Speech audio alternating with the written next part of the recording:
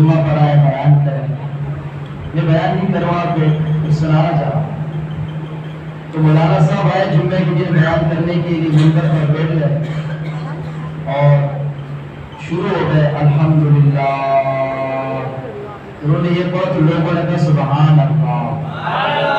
کیا کہا لوگوں نے؟ سبحان اللہ. مولانا صاحب نے کہا آپ لوگوں کو سمجھ میں آیا جو میرے ابھی الفاظ بولے؟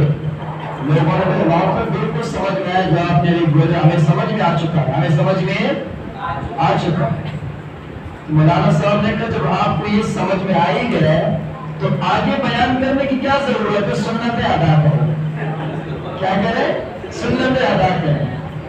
اب لوگوں نے جب جمعہ پڑھا اور بعد میں سوچا کہ یہ کہ تم ہمارے ساتھ دھوکہ ہو گئے, اب اگلی مرتبہ دوبارہ مولانا صاحب کو بلائیں گے اور جس لیے شروع کریں گے الحمدللہ تو ہم خاموشی سے بیٹھے رہیں گے, سبحان اللہ نہیں کہیں گے, سبحان اللہ نہیں کہیں گے, خاموشی کے ساتھ بیٹھ جائیں گے.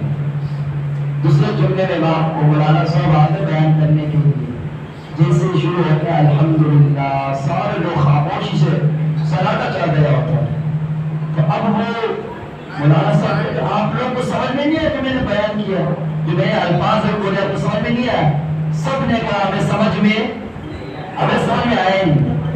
مولانا صاحب نے کہا آپ کو جب یہ سمجھ میں نہیں آیا تو آگے آپ کیسے سمجھیں گے؟ سنتیں ادا کرو.